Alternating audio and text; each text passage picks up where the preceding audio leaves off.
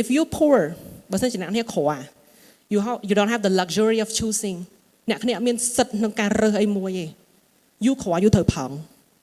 you អត់ផឹង you គ្មានថ្ងៃ you ជោគជ័យ you អត់ផឹង you ដេកតាមចាំថ្នល់អញ្ចឹង that word ឲ្យខ្ញុំទៅរកការងារធ្វើហ្នឹងទៅធ្វើ part time job ហ្នឹងដល់ពេលបានការងារធ្វើប៉ឹបមិនបានលុយចាយហេមនុស្សតែមានលុយចាយមុខហេកហើយបានលុយចាយហើយខ្ញុំបានដើរលេងទៀតដោយសារអីការងារខ្ញុំតម្រូវខ្ញុំត្រូវទៅក្រៅច្រើនខ្ញុំទៅធ្វើការមួយ Thai Airways ធ្វើការមួយ N7 អីទាំងអស់នេះគឺប្រហែលឆ្នាំ2018ខ្ញុំជឿថាអ្នកគ្នាមើលមកខ្ញុំរាល់ថ្ងៃហ្នឹងមើលដូចខ្ញុំកូនអ្នកមានទុនធានគ្រប់យ៉ាងមានអីគ្រប់យ៉ាងហើយខ្ញុំជាកូនអ្នកក្រម្នាក់ហើយពេលខ្ញុំនិយាយថាខ្ញុំក្រហ្នឹងគឺខ្ញុំក្រដល់ថ្នាក់ដែលខ្ញុំរៀនទី12នៅស៊ីសវត្តអត់មានលុយបង់រៀនគួរមួយមុខ10ទេខ្ញុំត្រូវដូរទៅនៅខេត្តដើម្បីរៀនគួរមួយមុខ1000ហើយរៀនគួរមុខ1000ហ្នឹងខ្ញុំអត់មានលុយបង់ទៀតខ្ញុំត្រូវទៅលាងម៉ូតូមួយប៉ាខ្ញុំមកគ្រឿង2500ដើម្បីយកលុយហ្នឹងទៅបង់រៀនគួរ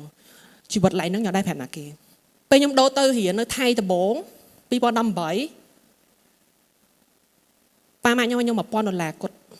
ហើយ4ឆ្នាំដែលខ្ញុំរៀននៅថៃហ្នឹងខ្ញុំអត់ដែរទទួលបានលុយពីប៉ាម៉ាក់ខ្ញុំទេគ្រប់យ៉ាងខ្ញុំរកលុយចាយខ្លួនឯងទាំងអស់ថ្លៃសាលាថ្លៃបន្ទប់ថ្លៃទឹកភ្លើង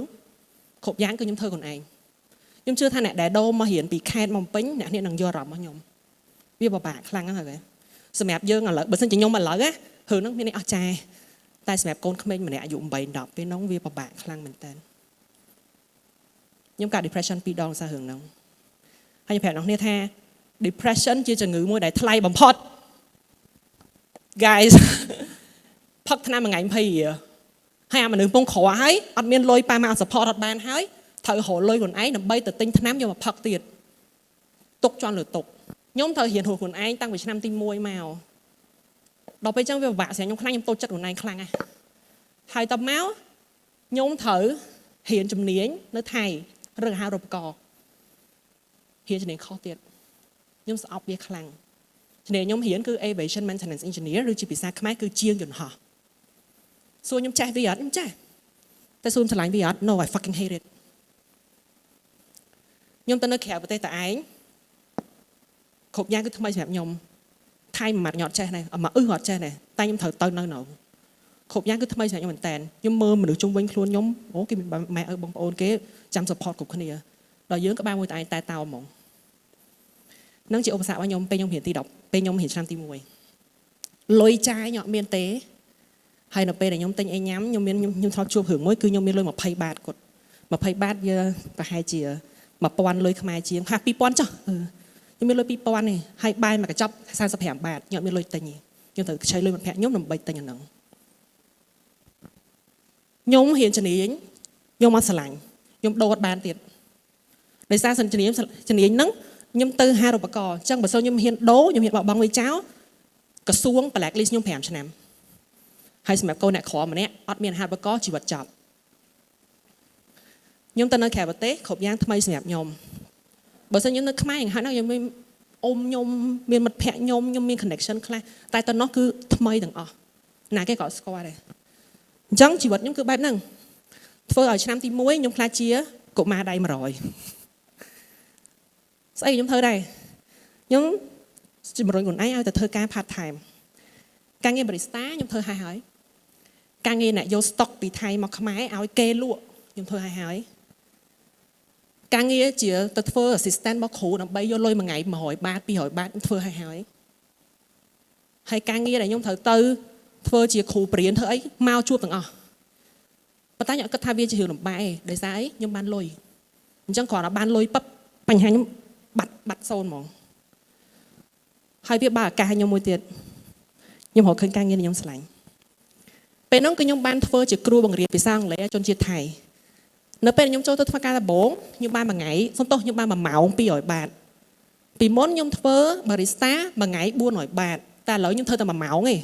បាន200បាតអញ្ចឹងចាក់ស្ដែងធ្វើតែ2ម៉ោងខ្ញុំបាន400បាតអញ្ចឹងដល់ពេលបានលុយច្រើនសុបាយចង់ធ្វើការងារហ្នឹងហ្មងរហូតដល់ខ្ញុំស្រឡាញ់ការងារហ្នឹងពេលហ្នឹងឯង passion របស់ខ្ញុំភ្លេចចេញមកអូប្រហែលកូនហ្នឹងវាស្រឡាញ់ការបរៀន ដល់ពេលខ្ញុំស្រឡាញ់ការងាររបស់ខ្ញុំចាប់តាមអភិវឌ្ឍខ្លួនឯងអភិវឌ្ឍទៅណាធម្មតាយើងជាគ្រូបរិញ្ញាបត្រណាសម្រាប់ខ្ញុំណា warning មួយណាគេចង់ធ្វើគ្រូបរិញ្ញាបត្រណា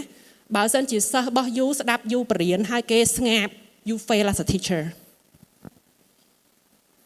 យូប្រាជ័យធ្វើជាគ្រូហ្មងថ្នាក់របស់ខ្ញុំនៅពេលខ្ញុំបរិញ្ញាបត្រណាបើសិនខ្ញុំបរិញ្ញាបត្រ2ម៉ោងថ្នាក់សិស្សខ្ញុំអត់ដកភ្នែកពីខ្ញុំហ្មងគាត់សើចគាត់សប្បាយគាត់លេងមួយខ្ញុំនឹងជាថ្នាក់របស់ខ្ញុំការអភិវឌ្ឍខ្លួនហ្នឹងធ្វើឲ្យខ្ញុំចេះ design មួយទៀតដោយសារអីធម្មតាពេលយើងរៀនអង់គ្លេសរៀនអីណាបើសិនជាឯកសារយើងសខ្មៅយើងធុញហ្នឹងត្រូវហ៎តែបើឯកសារយើងស្អាតសភៅពណ៌រៀនមកសប្បាយមកចង់រៀនហ្មងអញ្ចឹងដូចគ្នាខ្ញុំទៅរៀន design តាម YouTube តាម Coursera តាម Udemy ហើយបន្ទាប់មកខ្ញុំបង្កើតមេរៀនរបស់ខ្ញុំឲ្យមាន color មានអីច្រើនជាងហ្នឹងដល់ពេលអញ្ចឹងសិស្សចង់រៀនមួយខ្ញុំធ្វើការតែមួយឆ្នាំឯងខ្ញុំទារគេឡើងដល់ 1000 បាតមួយម៉ោង 1000 បាតស្មើនឹង$43ពីក្មេងម្នាក់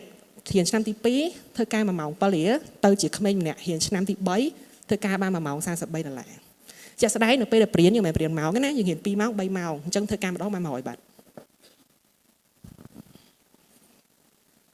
ការងារហ្នឹង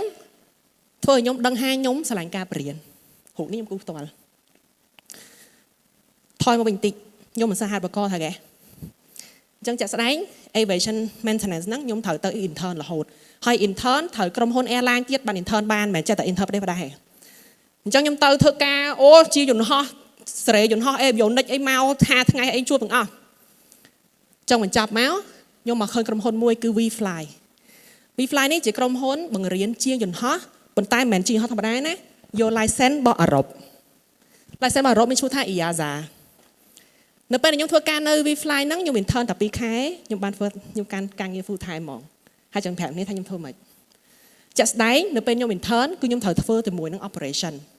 ធ្វើខាង practical training គឺការអនុវត្តផ្ទាល់នៅខាង practical តែខ្ញុំប្រាប់ឲ្យត្រូវខ្ញុំមិនស្រឡាញ់ design ដល់ចឹងចាប់ដើមធ្វើ poster ឲ្យគេមើល director ឃើញពឹប director ស្រឡាញ់យកធ្វើការ full time ហ្មងប្រាក់ខែដំបូងខ្ញុំគឺ27,000 បាតកូនលុយកូនឯងចែក30ពេលហ្នឹងលុយ30ការធ្វើ poster របស់ហ្នឹងទាញខ្ញុំចូលធ្វើការខាង marketing ទៀតដោយសារអីតែណាគេធ្វើការ graphic នឹងត្រូវ marketing auto អញ្ចឹង WeFly បានបរៀនឲ្យខ្ញុំចេះ design តែខ្លាំងចេះ marketing ចេះរបៀបរកសិស្សបន្ទាប់មកចាក់ស្ដែងអានេះខ្ញុំសុំបែករឿងតិចតារាងនេះគឺជាតារាងសម្រាប់ណាគេដែលចង់ធ្វើជាយន្តហោះណាដើម្បីធ្វើជាយន្តហោះម្នាក់បានត្រូវមាន license សិន license ធ្វើម៉េចទី1គឺប្រឡង EASA module ប្រឡងអានឹងចាប់ត្រូវរក្សាម៉ោងរបស់គេធ្វើឲ្យគ្រប់ម៉ោងគេម៉ោងហ្នឹងអាច1ឆ្នាំ2ឆ្នាំ5ឆ្នាំតាមប្រភេទ category របស់ license យើងនៅពេលដែលយើងបានអា2ហ្នឹងហើយអ្នកនេះទទួលបាន license មួយតែ license ហ្នឹងមានសិទ្ធិធ្វើតែគ្រឿងយន្តហោះឯងអត់មានសិទ្ធិធ្វើតួយន្តហោះឯង so if ឧទាហរណ៍ឥឡូវហៀងចង់ធ្វើ Boeing 737យូត្រូវទៅប្រឡង type rating ម្ដងទៀតនៅពេលដែលយូប្រឡង type rating ចប់អត់ចប់ទេណាត្រូវប្រឡង OTJ គឺ on the job training ត្រូវទៅ train ម្ដងទៀតមួយឆ្នាំឯទៀតនៅពេលដែលនឹងហើយបានមានសិទ្ធិធ្វើយន្តហោះញ៉ៃហ្នឹងហើយខ្ញុំត្រូវទៅនៅជាមួយពួកអាហ្នឹងមួយឆ្នាំគត់ដល់ពេលអញ្ចឹងចេះខ្ញុំបានយកអ្វីខ្ញុំរៀននៅកន្លែង WeFly ហ្នឹងយកមកបញ្ចប់ thesis របស់ខ្ញុំហើយខ្ញុំបញ្ចប់ bachelor របស់ខ្ញុំជាមួយនឹង GPA 3.93 first class honor អត់តន់ចប់ទេនៅពេលខ្ញុំរៀនចប់ខ្ញុំបានបង្កើត Thai by 10 Thai by 10គឺជាថ្នាក់បរិញ្ញាបត្រថៃ online ដែលបរិញ្ញាបត្រខ្ញុំផ្ទាល់ហើយថ្នាក់របស់នេះបើសិនជាក្នុងករណីដែលសិស្សអត់ចេះខ្ញុំអត់ឈប់យូរអត់ចេះមែនរៀនមកតង់ទៀតតតែចេះគ្រូទៀមទាថាគ្រូនឹងឲ្យគ្រប់យ៉ាងឲ្យសិស្សតែសិស្សត្រូវឲ្យគ្រប់យ៉ាងគ្រូវិញដូចគ្នាមកតថ្ងៃនេះបើសិនជាខ្ញុំប្រាប់អ្នកគ្នាណាខ្ញុំធ្វើការមួយអាទិត្យតែ4ម៉ោងទេហើយសិស្សម្នាក់តម្លៃ$160ខ្ញុំព្រាបបាន300នាក់ជាងហើយថៃបេថិនបានធ្វើឲ្យខ្ញុំស្គាល់ social media អញ្ចឹងបើហេងវីចេញមកឯងអូតូអញ្ចឹងអ្នកនេះមើលឃើញឧបសគ្គរបស់ជីវិតរបស់ខ្ញុំនៅពេលខ្ញុំរៀនឆ្នាំទី1ហ្នឹងណាកុំមើលឃើញថាខ្ញុំជាកូនអ្នកមានទៀតខ្ញុំជាកូនអ្នកក្រខ្លាំងហើយខ្ញុំអត់មានធនធានអីទាំងអស់មុខវិជ្ជាដែលខ្ញុំរៀនត្រូវ passion ខ្ញុំឯង ហើយខ្ញុំថ្មីមែនតើកូនក្មេងម្នាក់ប៉ុណ្នេះហ្មងតែត្រូវទៅជួបនឹងទាំងអស់ហ្នឹងប៉ុន្តែខ្ញុំមានពាក្យមួយខ្ញុំមើលរឿង post FX ខ្ញុំដឹងអ្នកនេះស្គាល់អត់ទេខ្ញុំមើលរឿង post ហ្នឹងហើយគាត់ប្រាប់ថា if you poor បើសិនជាអ្នកនេះក្រyou don't have the luxury of choosing អ្នកគ្នាអត់មានសិទ្ធិក្នុងការរើសអីមួយទេ you ក្រ you ត្រូវផឹង you អត់ផឹង you គ្មានថ្ងៃ you ជោគជ័យ you អត់ផឹង you ដេកតាមចាំថ្នល់អញ្ចឹង that word ឲ្យខ្ញុំទៅរកការងារធ្វើ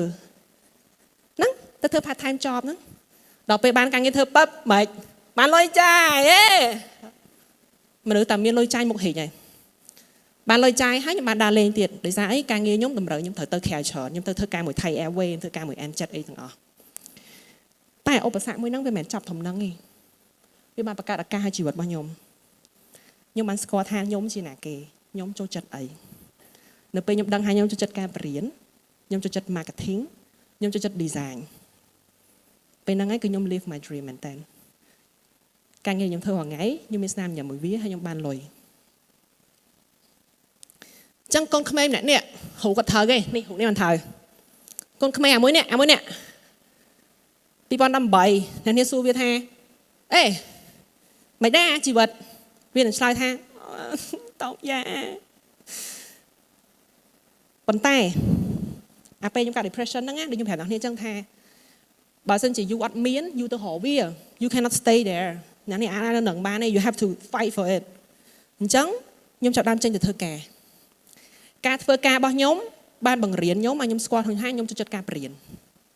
នៅពេលខ្ញុំចេះការបរៀនហើយមិនទៀតខ្ញុំទៅធ្វើការ V-Fly ពេលហ្នឹងខ្ញុំចាប់ដើមចេះ design នៅពេលធ្វើការមួយ V-Fly ចេះ design ហើយខ្ញុំចេះ marketing អញយកចំណេះពីកន្លែងទាំងអស់មកបង្កើត Thai by 10នៅពេលខ្ញុំមាន Thai by 10ហើយពឹប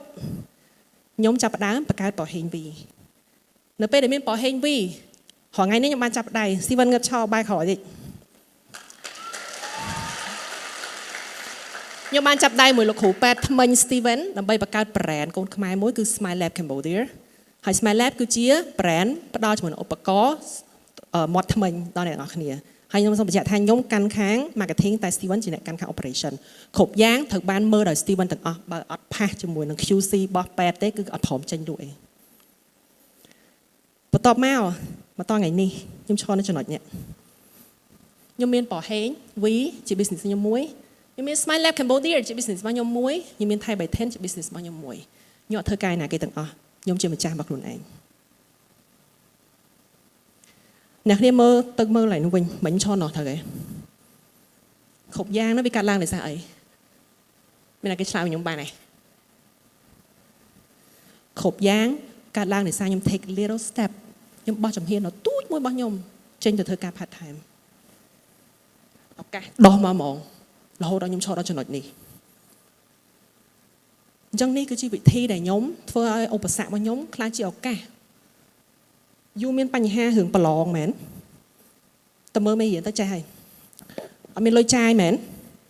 ទៅធ្វើការ part time ជួបអីមកកណោគេធ្វើបានតាអូចង់លក់អនឡាញមែនកំងវ៉ាន់ថៅប៉ៅមកលក់មក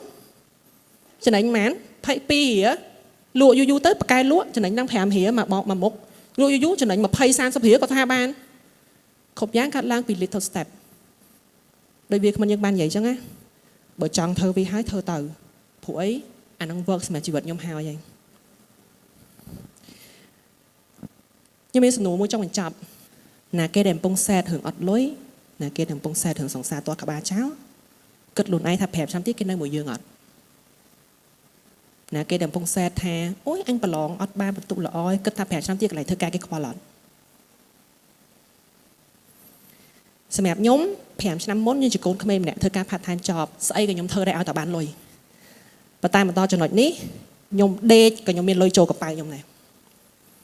5ឆ្នាំទៅមុខទៀតខ្ញុំចង់ធ្វើការជាមួយនឹងក្រុមជាមួយនឹងអង្គការកុមារកំព្រាពេលដែលខ្ញុំទទួលបានអាហារូបករណ៍ទៅថៃហ្នឹងវាផ្លាស់ប្ដូរជីវិតខ្ញុំមែនតើអញ្ចឹងខ្ញុំចង់ឲ្យពួកគាត់ដែលជាកុមារកំព្រាហ្នឹងទទួលបានឱកាសដូចខ្ញុំអញ្ចឹងខ្ញុំនឹងធ្វើវាឲ្យបានសន្យាមួយគ្នាអ្នកគ្នាមានរឿងក្នុងចិត្តអ្នកគ្នា